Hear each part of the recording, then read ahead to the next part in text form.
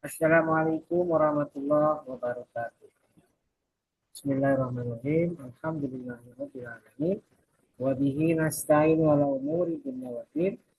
Wassalatu wassalamu ala asyrafil anbiya'i wal mursalin sayyidina wa maulana Muhammadin wa ala alihi wa sahbihi ajmain. Rabbi shrah li sadri wa yassir li amri wahlul 'uqdatam min lisani yafqahu qawli. Amma ba'du. Baik, perkuliahan hari ini kita buka bersama-sama dengan membaca lafaz basmalah.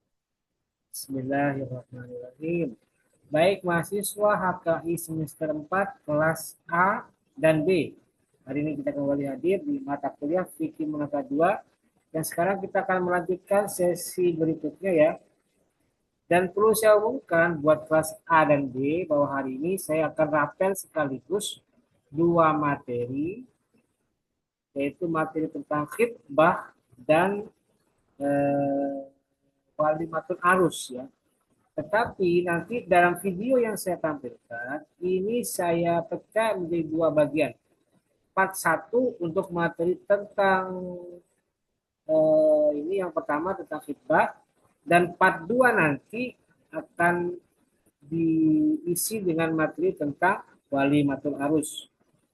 Dan untuk hari ini, untuk saat ini, materi 1 dan 2 itu ada tugas. Nah, untuk tugas 1 yang materi khitbah itu waktu pengumpulannya selama 1 minggu. Ya, mulai dari hari tanggal 2 atau kelas B itu yang A ya, A tanggal 2 hari ini.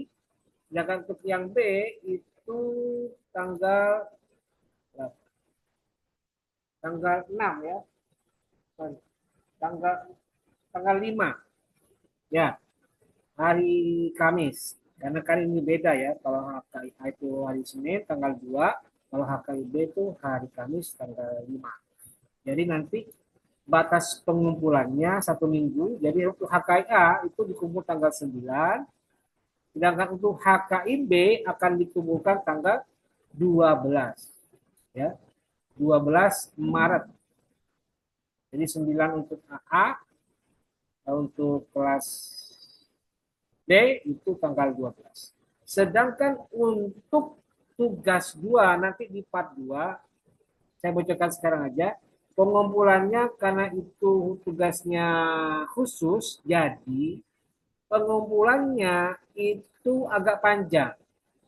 Karena kita sudah berdekatan dengan Lebaran. Jadi nanti untuk kelas A, batas akhir pengumpulannya untuk tugas 2 itu tanggal 30 Maret. Ya, 2 minggu. Agak panjang. Sedangkan untuk HKIB itu tanggal 2 Maret. 2 Februari, 30 Februari untuk A, untuk B 2 Maret 2020. Ya. Nanti saya umumkan lebih lanjut di part 2 khusus yang tugas 2. Jadi ini ada pemadatan, ada rapelan, saya kumpulkan jadi satu karena menyangkut batas waktu yang sudah terlalu habis karena kita sudah terlanjur kemarin libur cuti bersama tanggal berapa? 16, 17, jadi agak mepet. Jadi makanya saya buat kebijakan, oke dirapel saja, dijadikan satu untuk materi 1 dan 2. Oke ya, sekarang kita akan lanjut dengan materi hari ini, yaitu tentang khitbah. Oke, perhatikan. Saya akan share materinya. Khitbah. Nah, ini dia ya. Nah, khitbah itu kita akan bahas apa saja. Ada 3 ya. Pertama, pengertian dan hikmah khitbah. Yang kedua, tata cara khitbah. Dan yang ketiga, larangan-larangan dalam khitbah. Nah, sekarang kita langsung masuk ke pengertiannya dulu. Pengertian khitbah. Apa itu khitbah? Makna khitbah. Makna khitbah. Al khitbah pakai kho, kasroh kho ya, bukan ku. bukan dhammah kha, tapi kasrah kha, yaitu khitbah. Kalau khutbah lain lagi. Dia izharur raghbati fi zawaji bimra'atin muayyanatin wa i'lamul mar'ati awwaliha bizalika. Jadi makna khutbah adalah menjelaskan atau mengungkapkan kesukaannya seorang laki-laki fi zawaji dalam pernikahan bimra'atin muayyanatin kepada perempuan yang ditentukan. Atau wa i'lamul mar'ati awwaliha bidzalika, atau memberitahukan kepada perempuan atau kepada walinya tentang keinginan untuk menikah. Jadi khidbah itu ya mengungkapkan rasa cinta dari seorang laki-laki kepada perempuan atau kepada walinya, bahwa dia laki-laki itu berminat untuk menikahi perempuan yang sudah ditentukan. Begitu ya pengertiannya. Dengan kata lain, khidbah itu melamar, mau mengajukan diri untuk menjadi calon pasangannya dari seorang laki-laki ya, tentu saja. Itu pengertiannya. Nah sekarang kenapa hikmah? Kenapa khidbah itu ada sehingga perlu dilihat hikmah dari khidbah itu? Menurut Bapak Zuhaili, masih dalam kitab Bapak Zuhaili, kitab Al-Fiqhul Islami Wadilatuhu, juz 7 halaman 10 disebutkan bahwa hikmatul khidbah, hikmah adanya khidbah itu apa? Untuk as-sabilu ila dirosati akhlaqin wa tabai'a wa muyulit tarafaini. Jadi adanya khidbah itu supaya menjadi jalan, as-sabilu menjadi jalan menuju ila dirasati akhlaqin, untuk mengenal dan mempelajari akhlak pasangannya, baik akhlak istrinya maupun akhlak suami atau calon istri dan calon suami. Jadi saling mengenal, nih akhlakku ini, watakku ini, kebiasaanku ini, cara aku bersopan santun dan lain sebagainya. Selain akhlak juga watoba'iyah dan watak-wataknya atau karakteristiknya. Wa muyurid torofaini, dan kecenderungan masing-masing kedua pihak. Jadi sukanya apa, yang dia sukai bagaimana, kemudian apa yang tidak dia sukai, itu juga perlu dipelajari, perlu diselidiki, perlu dikenali. Supaya nanti ketika mereka sudah menikah, mereka bisa beradaptasi satu sama lainnya. Nah itulah tujuan adanya khidbah lamar. Jadi lamaran itu atau khidbah tidak boleh diam, harus aktif. Artinya suaminya harus cari tahu suami calon istri itu bagaimana. Begitu juga istrinya. Calon suami itu bagaimana.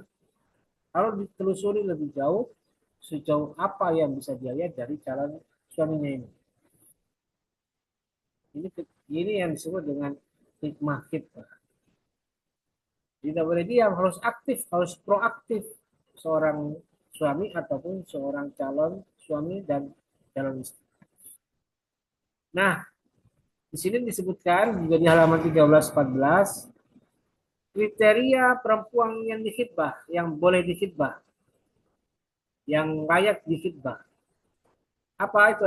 Ada 8. Pertama, orang yang punya agama, kemudian subur atau punya potensi punya anak, punya pasti perawan, kemudian sifat agamanya baik atau karakter agamanya baik, dan qanaah, pasrah.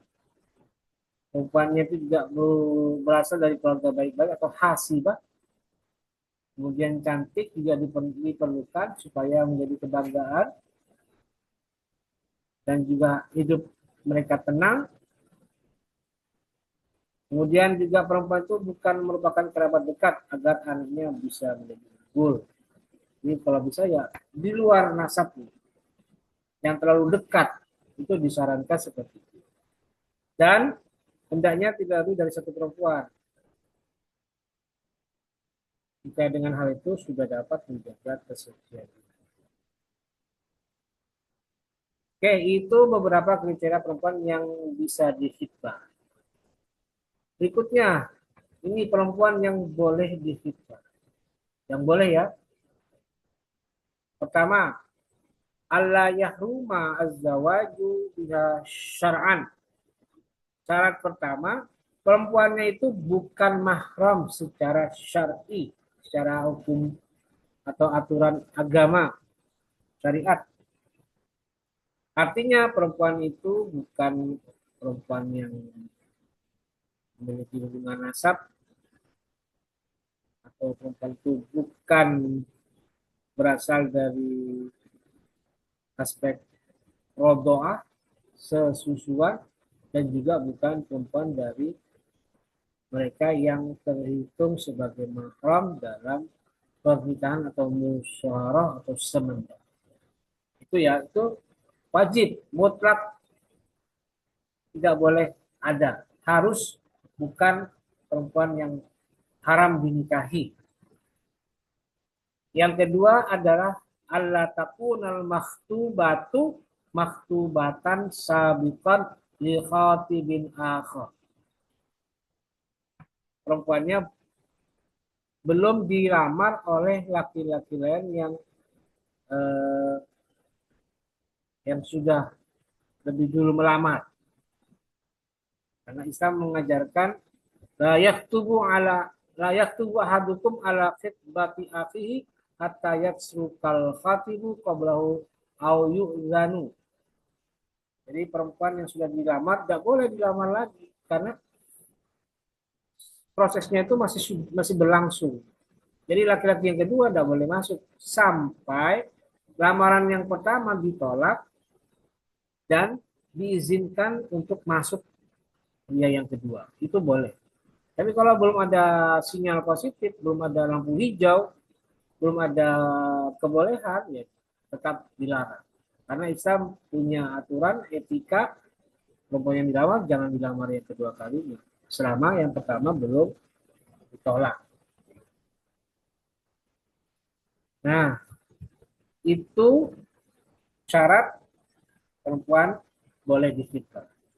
Nah, ini yang berikutnya adalah hukum melihat perempuan yang dikhitbah. Nah, untuk bagian yang terakhir ini akan saya jadikan tiga. Ya, ini tugasnya. Jawablah pertanyaan berikut ini. Bagaimana hukum melihat perempuan yang dihitbah? Ini sistematika penulisannya. Nah, nanti pada saat kalian mengerjakan tugas, ingat, kalian harus merujuk pada kitab Wahba Azulani ini, Al-Fiqhul Islami Wadilatun, halaman berapa? Satu, asal hukum larangan melihat perempuan asing menurut syariat, halaman 18. Kedua, melihat perempuan asing karena kebutuhan, halaman 21. Kemudian yang ketiga, batasan kemuliaan melihat perempuan yang dilamar, halaman 23 sampai 24. Nah, itu harus ditulis berdasarkan catatan yang ada di dalam kitab tadi, halaman 18, 21, dan 23 sampai 24. Jadi kalian tidak boleh menulis di luar yang ada di dalam kitab ini. Berarti nerjemahin Pak? Iya, nerjemahin otomatis. Tapi bukan berarti terjemahnya terlalu harfiah. Boleh kalau Anda tidak mengambil intisari. Kira-kira jawabannya bagaimana? Bisa seperti itu. Oke, coba kita lihat dulu ya. Apa namanya? Ininya apa? Bentuk soalnya ya. Nah, saya bukakan dari apa namanya? Dari GCL-nya Google Classroom. Oke, perhatikan. Nah, oke, silakan lihat.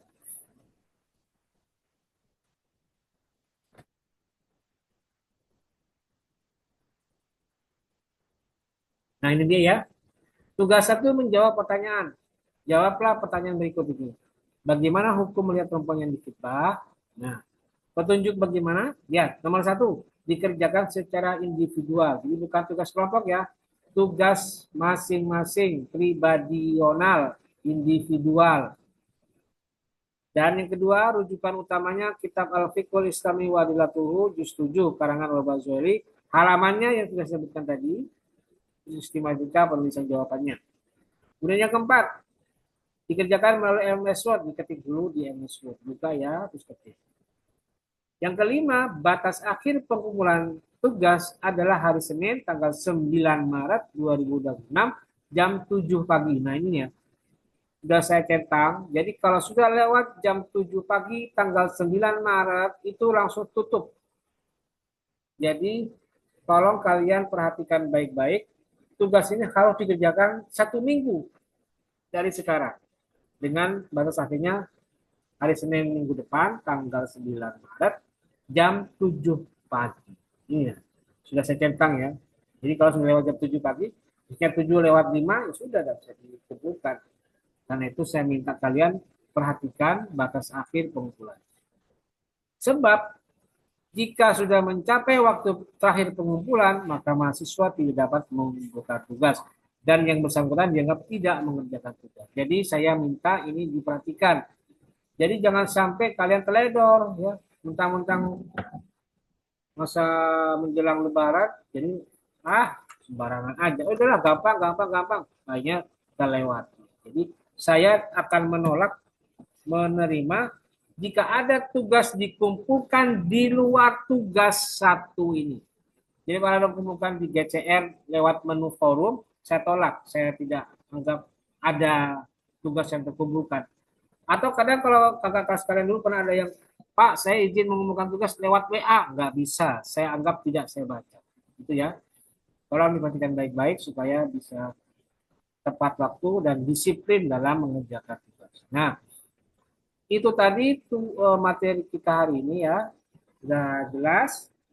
Nanti jika ada pertanyaan bisa kalian layangkan melalui kolom komentar yang ada di channel YouTube saya ini ataupun yang ada di kolom komentar yang ada di Google Class.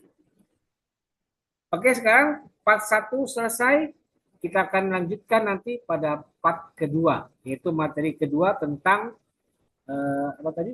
Tentang walimatul arus. Nanti juga akan ada tugas itu. Dan karena ini 2 tugas sekaligus, nanti yang pertama tugas 1 tadi, untuk tugas 2 bisa menyusul dan waktunya agak panjang. Untuk memberi kesempatan kepada kalian yang merayakan Idul Fitri dan sibuk dengan keperluan lain. Tapi ingat, ini saya manfaatkan untuk bisa sekaligus kalian mengerjakan tugas 2. Oke, saya kira itu kita lanjut ketemu lagi di part 2 yang akan datang dalam beberapa waktu ke depan. Terima kasih dan mari kita akhiri perkuliahan hari ini dengan bersama-sama membaca lafaz hamdalah. Alhamdulillahirabbil alamin. Terima kasih. Wallahul muwaffiq ila aqwamit thoriq. Wassalamualaikum warahmatullahi wabarakatuh.